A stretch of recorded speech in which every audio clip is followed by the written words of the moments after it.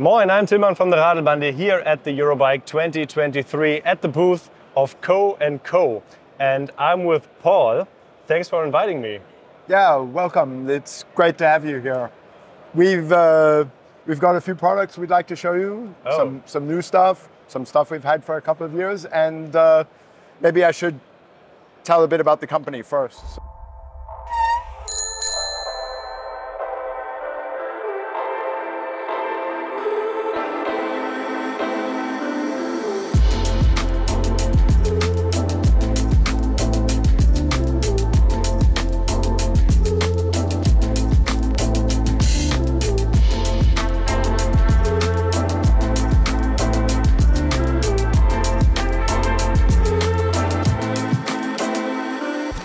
So as we said, my name is Paul and this is my partner Mette. We started this company about 8 years ago together, and we like making bicycles for an urban lifestyle. We just believe that having fun every day and enjoying the outdoors is not just enjoyable, it's healthy and it creates a better world. Which is a big part of what we're trying to do.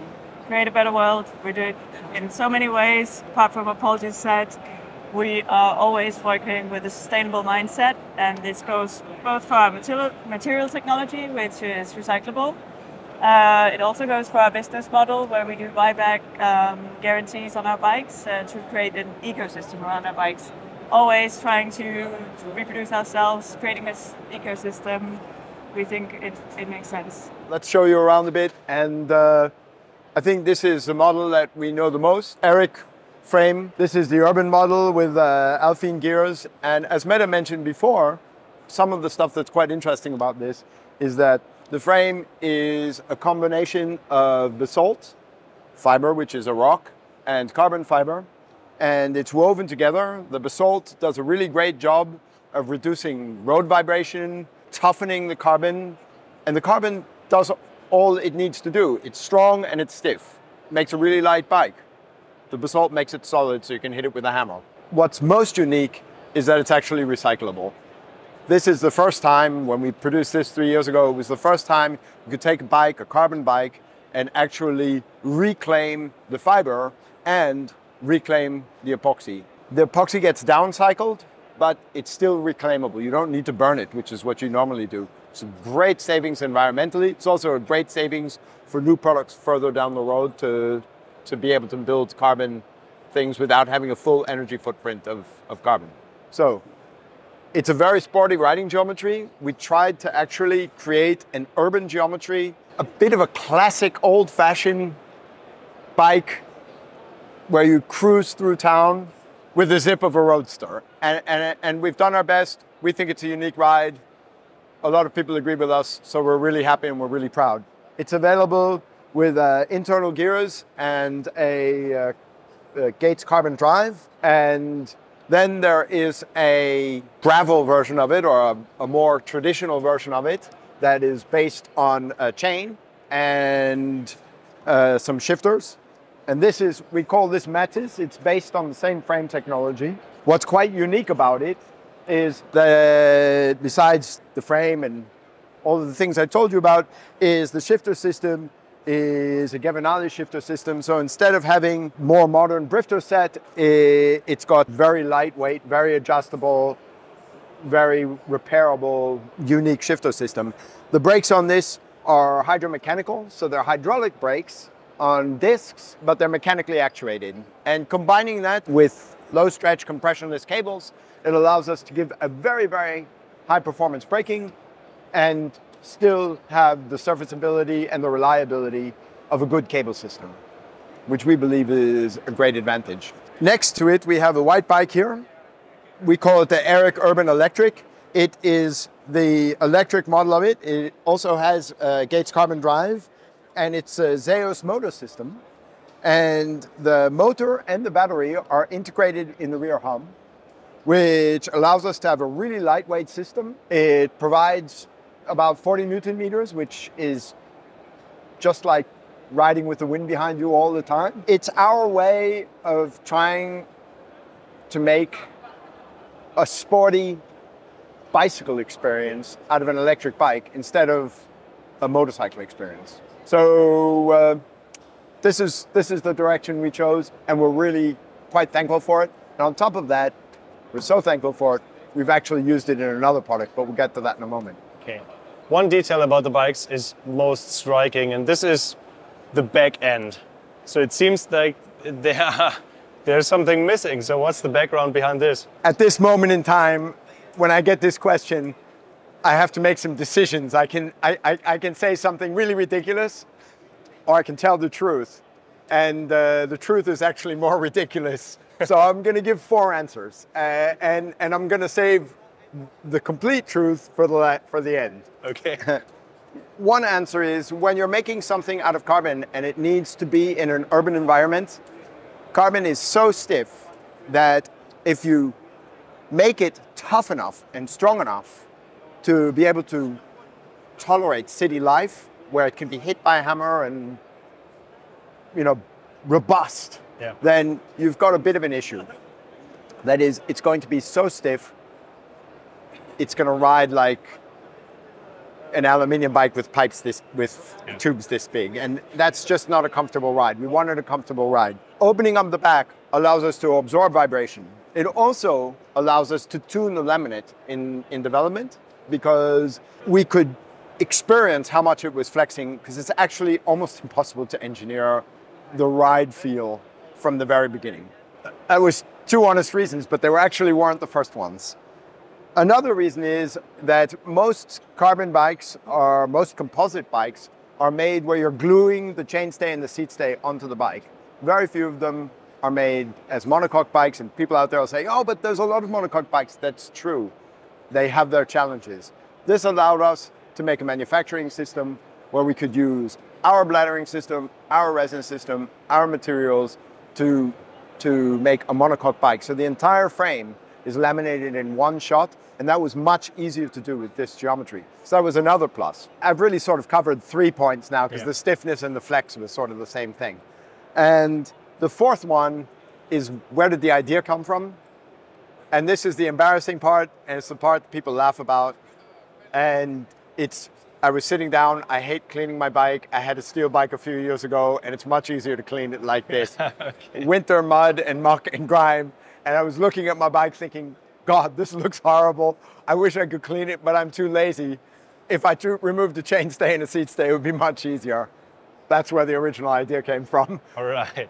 And maybe the final thing is a bit more design-wise, which is what a lot of people think it actually is.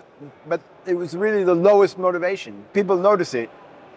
That wasn't the reason for doing it. But if we were doing exactly what everybody else was doing, then we'd either have to be cheaper or cooler, and I'm not that cool. And I come from Scandinavia, so. And here in the background, we've got our cargo bike. Once again, everything that's white here is made out of Stoneweave, as we call it, which is our combination of carbon and basalt fiber in a recyclable resin system. So the frame itself here weighs sub 5 kilos. So I think it's 4.8, approximately 5 kilos. And we test them to 425 kilos. So the load capacity of the frame is much higher than the legal riding limit in Europe. Oh, yeah. The reason we went to this material and the reason we went to this design concept is, when you make a bike this long, one of the issues you've got, and this is a great thing about carbon, is you've got twisting problems. You put 100 kilos in the front of it and you start riding and you corner or go over something, you're constantly twisting the frame. This allows us to make a really stiff, really lightweight frame that has a really snappy performance. I mean, we wanted to make something that it's always going to be weird riding a 2 meter long bike, but we wanted to make something that was snappy, that rode, compared to its colleagues in the world, like a sports car, and could handle material like a truck. So this was our shot. We can fold down the calèche, the front, and that gives us access to have an adult sitting on it, and it's sort of like sitting on a lawn chair. When you pack it up, you've got the sides, and maybe they can be seen here. You've got the sides, And the frame around the bottom is stainless steel, and it actually weighs more than the actual frame of the bike. But if we wanted to make the lightest bike we could out of it, we can put a carbon plate here, we can, as a bed. So this was carbon, and we can make a 12-kilo bike, no problem. But for family riding, at 25 kilos or 22 kilos or something like that, it's still a very light bike. And what this allows us to do is it gives us a bumper around the sitting area. And that means when kids put their hands up here, if they brush against the car or if there's something that happens, their hands don't get hurt and pinched. This is webbing that can deal with tons worth of load. So it's very safe with seatbelt systems. We can have up to 2 kids sitting next to each other, or an adult, or 2 small adults. And it allows us to have a very solid frame to protect the kids and the softness of a cushioning system, so they're not going to have any problems. And they get to sit in a sports car cockpit. Yeah. The VeloSled, we chose a different motoring system for a few reasons. This is a German NeoDrive. And what the NeoDrive allows us to do is have, this one is with 1 battery, but we can have multiple batteries in the front. And it also allows us to take the batteries off and charge them, as would not be convenient in an internal battery system. That's our VeloSled. And I'd like to say, we called it a sled because we think it rides like a sled. It's a lot of fun. But really, we called it a sled because it's sort of, the sled has been the family car of the tundra in Greenland for centuries. Okay. So this is just a sled for the urban lifestyle. At this moment, we've gone through most of our models, and it's time for the fun stuff. And it's not fun because it's more fun bike. We think it's fun because it's what we're launching here at the show. It's the new news for us. And it is our folder. We call him Siggi, or her Siggi. And Siggi came about by wanting to address a new part of the urban market. We feel like we've got, you know, something to commute on today where you can ride from your apartment to your job, and we've got something a little bit sportier in the Matis. We've got an electric version, we've got the family version, as we've talked about, but we wanted something that people could get on the train with. We wanted something that people could go and experience riding and have a great riding experience, a road riding experience, without getting lost in, oh my God, I have to buy a ticket for my bike, and how do I carry it upstairs, and what if it gets stolen? We wanted something that could be run under, you know, put in an office, carried upstairs, easily charged if it was the electric version, and that brought us to Siggi. So here we go. If we take a look over here, we've got a flying Siggi and we've got a sitting Siggi. If we take the sitting Siggi, which is an electric, Siggi can roll on its baggage carrier, even on a carpet. And the great thing about this bike is it unfolds quite easily. These are the first few of them, so this is really new for us. We're launching this on Indiegogo yesterday, and in 4 months we'll be shipping them. This will allow us to still modify the bike a bit. We've chosen the ZF system once again, so carrying a 10.5 and 11 kilo bike upstairs, it's no big deal. It folds together quite small and quite easily. It's a unique solution. It's our carbon basalt frame material. Once again, we're good at it. Why change it? It works. It's got a stainless steel baggage carrier. The baggage carrier supports a hydroelastic suspension, a bit like we know it from some of the other brands. We're using the same system in the front and in the back. We've changed some of the geometry. We combining different densities of rubber to tune the suspension feeling. The baggage carrier can accommodate full-size 30-liter bags. My personal summer vacation in a week and a half is taking this from Copenhagen to Vienna. So that is the summer's product testing. It's quite a vacation, yeah. As you can see here, we've got a lefty fork, and what it's allowing us to do, when we fold the bike, this can be folded back, this can be folded down, and the handlebars themselves, they pull out and fold down like this. This is the Siggi. As I mentioned, It's launching on Indiegogo, or launched on Indiegogo yesterday. I think we're pretty close to the 100% funded mark already.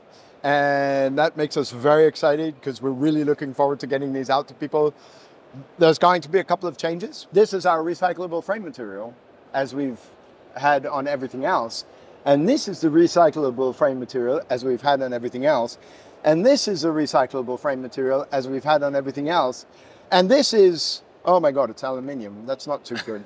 So this is actually one of the things that will also be changing in the production model. It will be going with making the molds. It will be going to be the first piece in all of our bikes that's not just recyclable, but recycled. This will be second generation material made out of old bicycle frames. Yeah, that's Siggi. Yeah, that's pretty cool. And I think we shall show the bikes in action now, right? Sounds good. Oh yeah. In the front of the velo sled, my legs are just out there relaxing. And we have Siggi with us. So this is not Siggi, of course, but this is Siggi. How does it ride?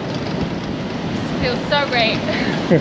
This is what folding bikes manufacturer want to achieve, of course, to have a natural feeling on the bike. Yeah, and on here it's quite comfortable as well. So I'm 1.96 m, so I'm quite tall. And how is it for you? I'm happy. I'm totally happy. So even with a heavy load, the bike is easily rideable.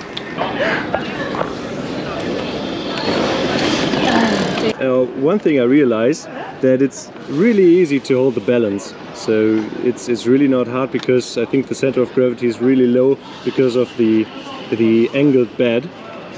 Yeah, let's go.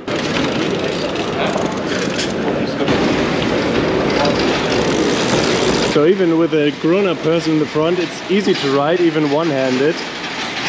And just try this roundabout.